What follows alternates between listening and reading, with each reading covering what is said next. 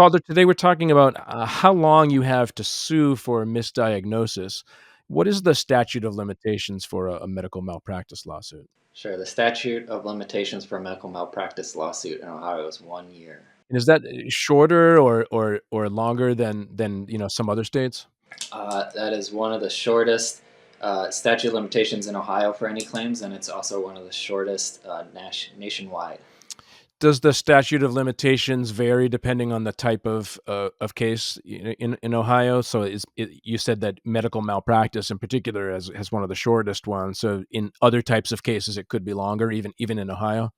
So the statute of limitations does not vary for medical negligence claims. The law in Ohio for the statute of limitations is actually very broad. It includes medical, dental, optometric, and chiropractic claims. That's all in that 1 year statute of limitations. Now, if it's a general negligence claim, so it's not medically related, then yes, that would be longer. That's 4 years. And also, if it's wrongful death, where as a result of even if it's medically related, that's separate, and that is a 2 year claim. But you would still need to bring the medical portion of that, the medical claim, within 1 year. So, for all intents and purposes, all medical negligence claims in Ohio are 1 year. Okay.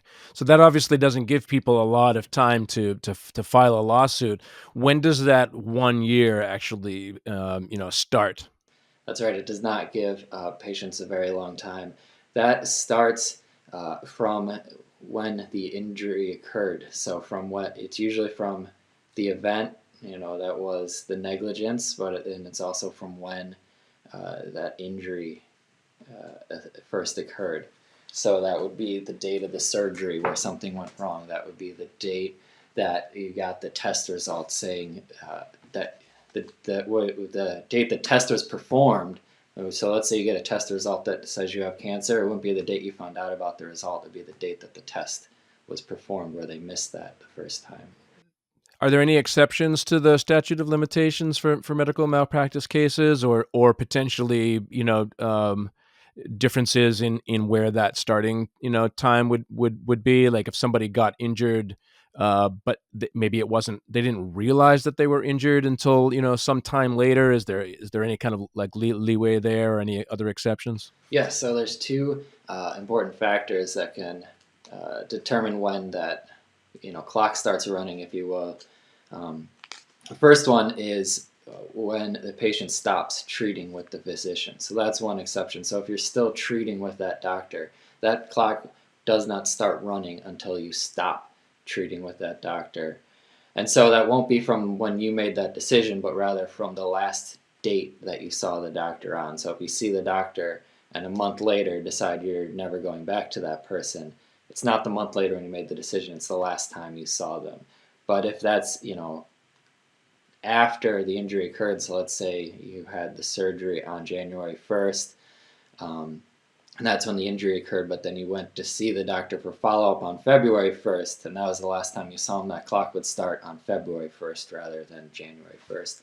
And the other one you touched on, number two, is that for some reason you did not know that the injury occurred, that you weren't aware of it. So again, cancer is a good example where you went in and got a screening, and the doctor should have caught it but didn't.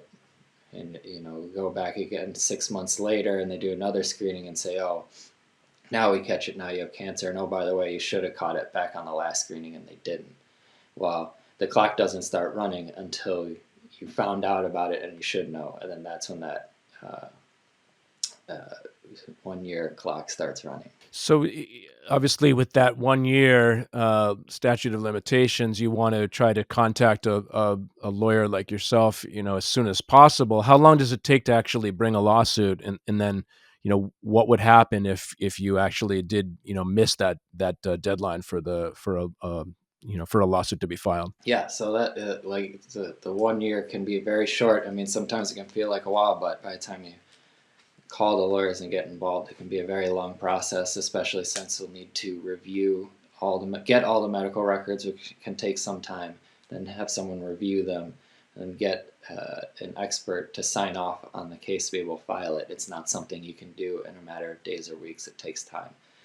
So it's very important to get involved and contact a lawyer to talk more about what happened right away. Um, because if you do miss that statute, that's it. You can no longer bring that claim. Now, you might be able to recover under different claims. For instance, we talked about wrongful death. That's 2 years. So if unfortunately the family member patient died as a result of what happened, you might still be able to bring it after that 1 year mark, but you'd be limited in what you could recover for because it would only be about the wrongful death then, and you will still no longer be able to bring that claim for directly medical negligence.